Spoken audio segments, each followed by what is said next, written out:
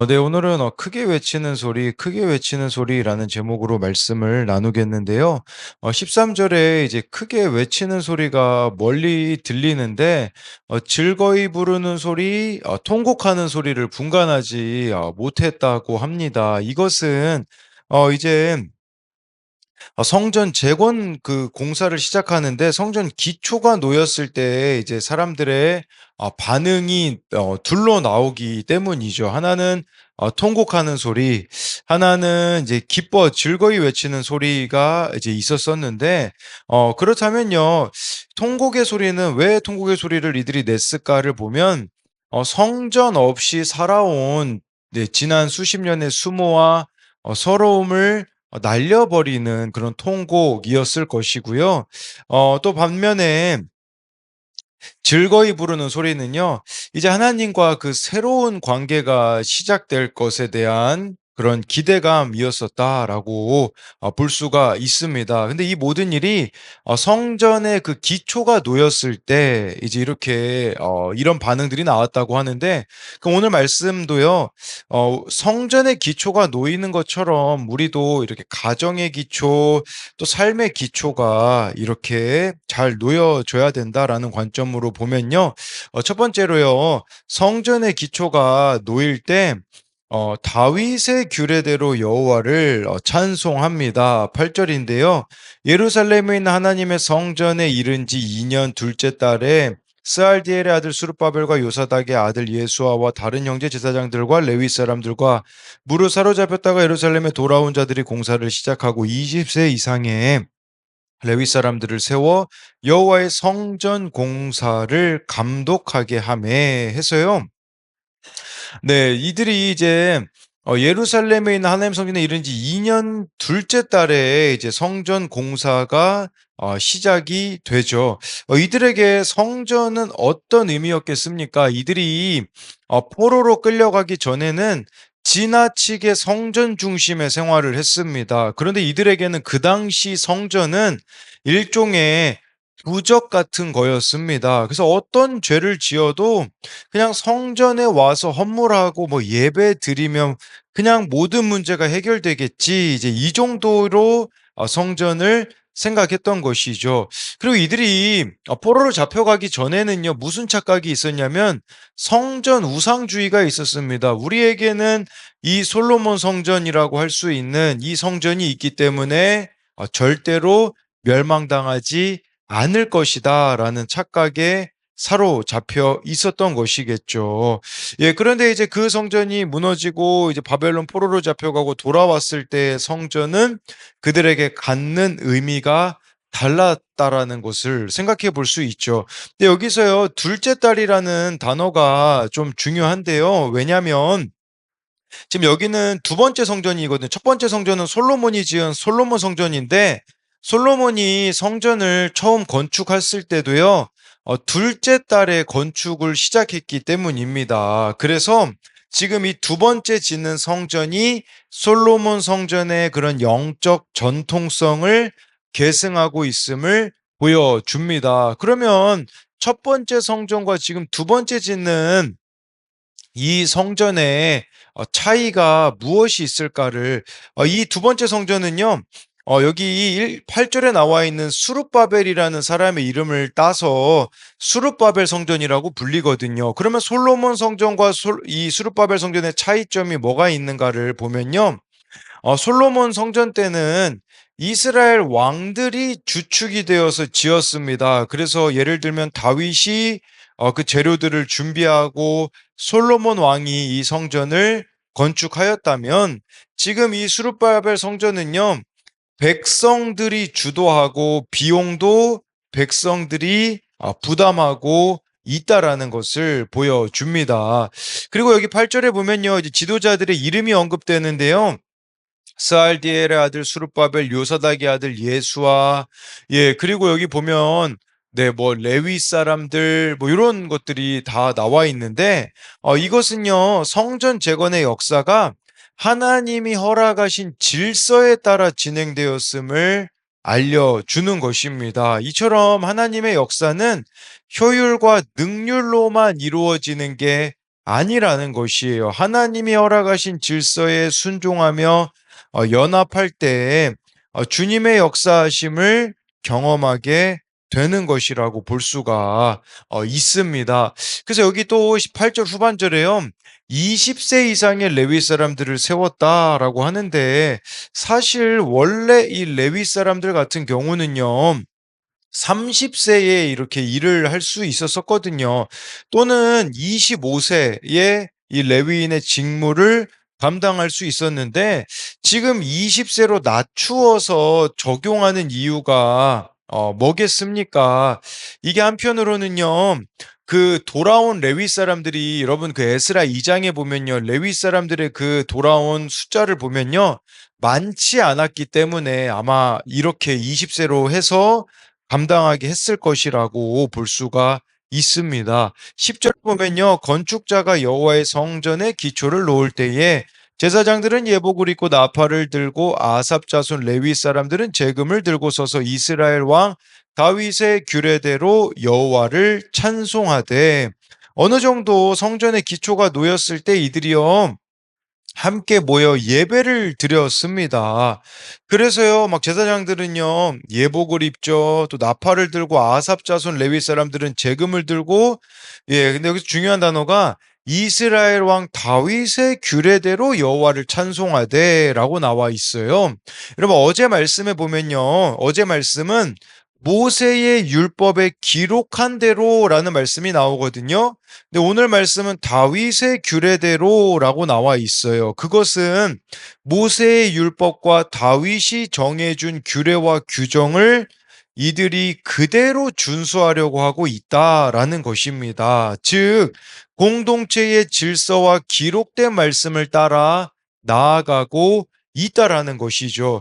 여러분, 이 다윗의 규례라 함은요, 거의 무려 한 500년 전에 다윗이 정한 예배와 전통과 질서를 따랐음을 의미하고 있는 것이죠. 그러면 우리가 좀 생각해 볼 수 있어요.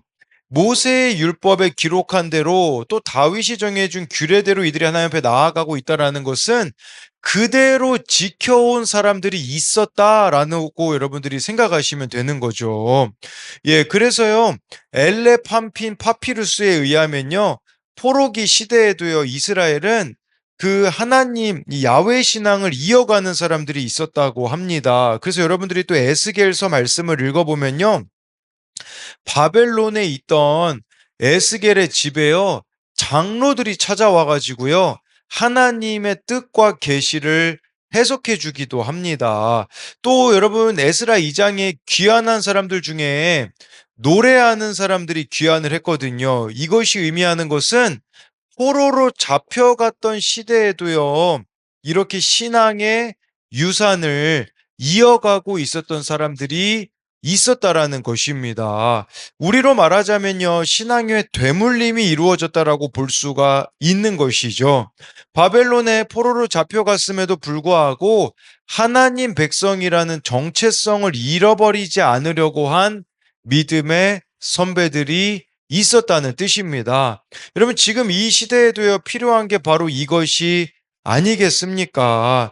정말 너무나 혼란스러워 보이는 바벨론과 같은 이 화려한 시대 가운데 저와 여러분들이요, 정말 모세의 율법에 기록된 대로 다윗이 정해준 규례대로 즉 말씀이 말씀하시는 대로 이 신앙을 지키는 그 유산을 우리 또한 다음 세대들에게 물려 주어야 된다라는 것입니다. 그래서 이것에 대한 적용 질문은요. 나는 효율과 성과에만 매달리느라 하나님이 허락하신 질서와 하나됨을 무시하진 않습니까? 나는 효율과 성과에만 매달리느라 하나님이 허락하신 질서와 하나됨을 무시하진 않습니까? 네, 이것은 8절에 대한 부분으로서 예, 이렇게 이 성전이 또 기초가 놓이는 데에서도 이렇게 질서와 하나됨 가운데 이루어졌다라는 것으로 만든 질문이고요. 또 한 가지는요. 다윗의 찬양이 에스라 시대에 재현되었듯이 신앙의 유산이 나를 통해 다음 세대에게 전수되고 있습니까? 다윗의 찬양이 에스라 시대에 재현되었듯이 신앙의 유산이 나를 통해 다음 세대에게 전수되고 있습니까? 그래서 이것은 10절에 다윗의 규례대로 여호와를 찬송하되로 만든 질문인데요. 500년 전에 그 다윗의 방식을 이들이 따랐다라는 것은 신앙의 되물림이 일어났다라는 것으로 여러분들에게 설명을 드렸는데, 나의 이 신앙이 다음 세대들에게 또는 자녀에게 전수되고 있는가를 묻는 질문입니다. 두 번째로요, 성전의 기초가 놓일 때 통곡과 함성이 나옵니다. 11절인데요. 찬양으로 화답하여 여호와께 감사하여 이르되 주는 지극히 선하심으로 그의 인자하심이 이스라엘에게 영원하시도다 하니 모든 백성이 여호와의 성전 기초가 놓임을 보고 여호와를 찬송하며 큰 소리로 즐거이 부르며라고 나옵니다. 여러분 이들이 찬양하면서요 여호와께 감사하며 하나님께 감사하면서요 하나님은 지극히 선하심으로 그의 인자하심이 이스라엘에게 영원히 있다라고 이들이 찬양하고 있어요. 근데 여러분 이들이 지금 이렇게 하나님을 찬양하고 있다라는 것은요 이미 그 전에 하나님이 말씀하신 것이 이루어지는 것이라고 볼 수 있습니다. 왜냐하면 여러분 이들이 바벨론 포로로 잡혀가기 전에 예레미야 33장 10절에 하나님이 이런 말씀을 주셨습니다. 가지고 와봤는데요. 여호와께서 이와 같이 말씀하시니라 너희가 가리켜 말하기를 황폐하여 사람도 없고 짐승도 없다 하던 여기 곧 황폐하여 사람도 없고 주민도 없고 짐승도 없던 유다 성읍들과 예루살렘 거리에서 즐거워하는 소리 기뻐하는 소리 신랑의 소리 신부의 소리와 및 만군의 여호와께 감사하라. 여호와는 선하시니 그 인자하심이 영원하다 하는 소리와 여호와의 성전에 감사제를 드리는 자들의 소리가 다시 들리리니 이는 내가 이 땅의 포로를 돌려보내어 진난날처럼 되게 할 것임이라 여호와의 말씀이니라. 여러분 이 말씀은 포로로 잡혀가기 전에 주신 말씀이거든요. 너희들 다시 회복될 날이 올 거다. 이 여호와의 성전에 감사제 드리는 그 하나님을 찬양하는 소리가 울려 퍼질 것이다라고 하였는데 그 하나님의 말씀이 실제가 되었다라는 것을 우리들에게 보여주고 있습니다. 여러분 하나님께서는 이렇게 말씀대로 신실하게 이루어 가시는 것이에요. 그렇기 때문에요. 여러분들의 환경을 믿지 마시고요. 상황을 믿지 마십시오. 우리가 믿고 붙들어야 되는 것은 하나님의 말씀밖에 없다라는 것이고 하나님은 그 말씀대로 이루어 가시는 것이에요. 정말 말씀이 나를 읽어갈 때 여러분 우리는요 이 신실하신 하나님을 경험할 수가 있습니다. 12, 13절을 마지막으로 보면요. 제사장들과 레위 사람들과 나이 많은 족장들은 첫 성전을 보았으므로 이제 이 성전의 기초가 놓임을 보고 대성통곡하였으나 여러 사람은 기쁨으로 크게 함성을 지르니 백성이 크게 외치는 소리가 멀리 들림으로 즐거이 부르는 소리와 통곡하는 소리를 백성들이 분간하지 못하였더라. 여기 보면요, 이제 이 성전의 기초가 놓였을 때 두 반응이 나오죠. 대성통곡과 기쁨이라는 이런 함성, 이 기쁨의 함성, 이 두 가지 반응이 나오게 됩니다. 그러면 누가 대성통곡하였을까요? 이 대성통곡을 한 사람들은요, 첫 번째 성전이었던 솔로몬 성전을 보았었던 아마 나이 많은 제사장들, 레위 사람들, 지도자들은 대성통곡을 하였을 겁니다. 불타버린 성전을 재건하게 된 것은 기쁜 일이겠지만 솔로몬 성전에 비하면 지금 이 성전은 너무나 보잘것없고 초라하였기 때문에 이들이 아마 대성통곡하였을 것이죠. 또는 성전이 있을 때는 그것이 얼마나 좋은 것인지 모르다가 수십 년을 성전 없이 살아본 다음에야 이 소중함을 깨달았으니 이들은 바로 대성통곡을 하였다라는 것이죠. 여러분 진짜 대성통곡해야 되는 것이 뭘까요? 과거의 영광을 그리워하는 것, 그것으로 대성통곡할 게 아니라 진짜 대성통곡은요, 회개의 눈물이어야 되었다라는 것이죠. 왜 회개의 눈물이어야 되겠습니까? 우리의 죄 때문에 그 영광스러운 성전이 무너졌었다라는 처절한 회개가 터져 나와야 된다라는 것이죠. 내 인생에 화려했던 그 시절, 뭐 돈과 명예와 건강이 정말 나의 이 죄로 인해 무너졌음을 인정하고 지금의 초라한 회복 앞에서 우는 그 눈물이 성전을 견고하게 한다라는 것이죠. 또한 이곳에는요, 기쁨으로 크게 함성을 지른 이들도 있었습니다. 이들이 누구였겠습니까? 이들은 아무래도 포로지에서 태어나 성전을 처음 보는 젊은 세대들이었을 것입니다. 이들은 이 작은 기초조차 하나님의 놀라운 기적이자 소망의 시작이었기 때문에 이들에게는 이처럼 기쁨의 함성이 나왔다라는 것이죠. 이 통곡과 함성이 섞이는 게요, 건강한 공동체라고 할 수 있습니다. 공동체에는요, 이렇게 정말 죄에 대해 애통하며 우는, 이런 통곡도 있어야 되고요. 은혜에 감격해 소리를 높이는 것도 있어야 된다라는 것이죠. 이 큐티인 본문 해설에는요, 이렇게 나와 있습니다. 아직 완성되지 않은 하나님 나라를 사는 우리의 삶도 이와 같습니다. 성도는 폐허가 된 성전 터 같은 삶으로 인해 눈물 흘리는 동시에 그 속에서 성전 기초가 놓인 것을 보고 소망의 노래를 부르는 사람이다라고 이렇게 나타나 있는 것이죠. 청소년형 큐티 묵상 간증 성전의 기초 가정의 기초에 보면요, 어느 부모님의 고백이 나와요. 이 아버지에게는요, 아들들이 이제 이제 집에 들어왔을 때 아들들이 인사하면 그게 힘든 회사 생활 후 얻는 위로자 격려였다고 해요. 근데 문제는 청소년 시기를 아들들이 거치다 보니까요, 아버지가 이제 퇴근해서 집에 와도요, 컴퓨터 게임에 몰두해서 아는 척도 하지 않으니까 이 아버지가 상실감과 원망이 컸다라고 합니다. 아내와 다투는 모습을 아이들에게 자주 보이면서도 부모에 대한 예절을 강요하는 게 모순이라는 걸 깨닫지 못했다고 합니다. 그래서요, 분한 마음에 아이들 몰래 컴퓨터 부품을 제거하고 수리해야 한다면서 1, 2주 사용하지 못하게 했다고 하는데, 거기 이런 고백이 나옵니다. 제 이런 어리석고 완악한 행동과 일방적인 잔소리 때문에 아들들이 저를 말이 안 통하는 아버지로 여기며 마음의 문을 닫았습니다. 오늘 본문에 성전 기초가 놓일 때 기쁨과 슬픔의 소리가 뒤섞였다고 합니다. 저는 위로받고 싶은 제 기쁨의 소리인 요구만 주장하고 아내와의 다툼이나 자녀들의 슬픈 소리는 들으려 하지 않았습니다.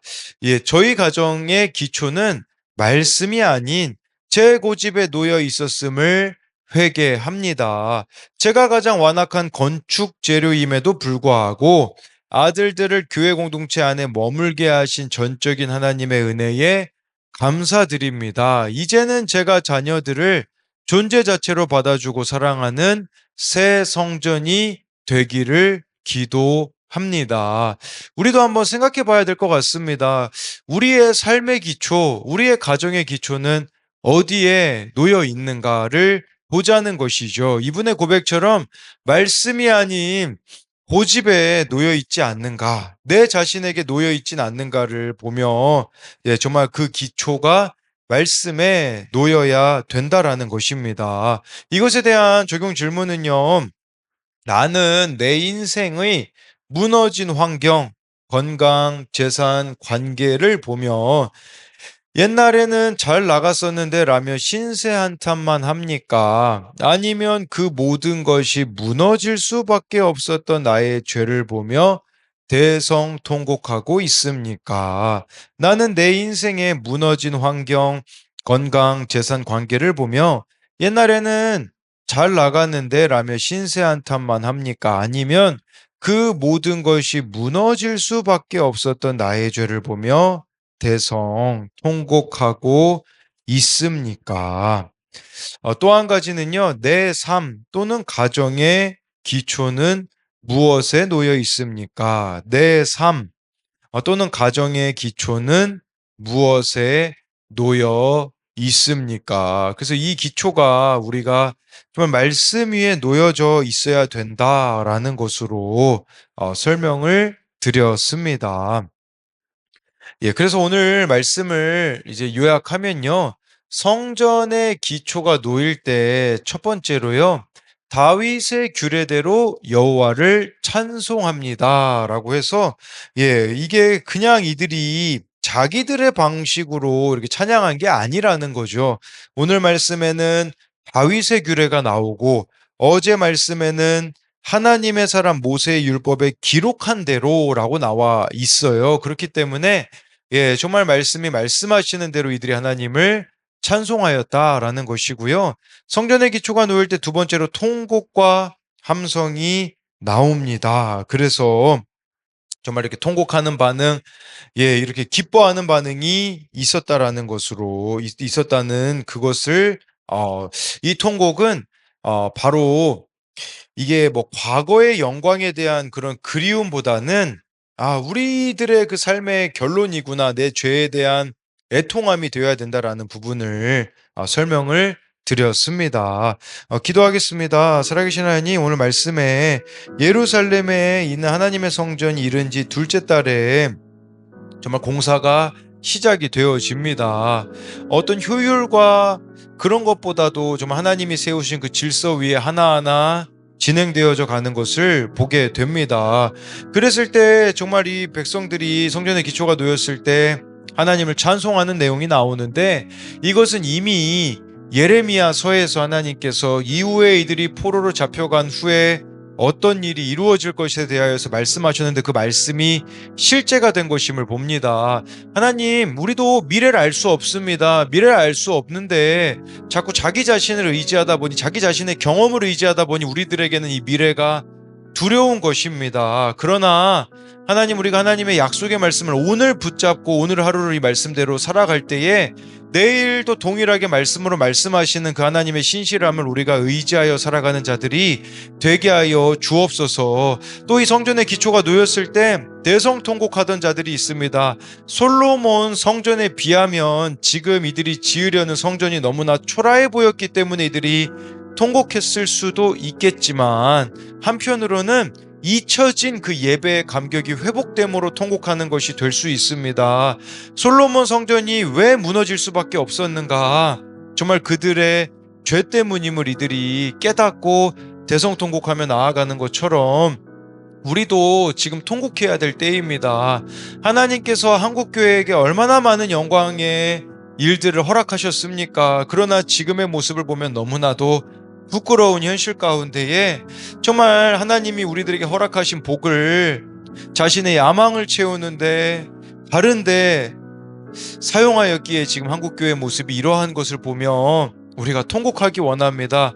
반대로 기뻐하기 원합니다. 하나님, 우리가 지금도 늦지 않았사오니 말씀대로 세워나갈 때에 하나님께서 소망을 주시고 다음 세대들이 또 살아나는 그 영광을 이곳 가운데 허락하게 하여 주실 것을 믿으며 살아계신 예수님 이름으로 기도드립니다. 아멘.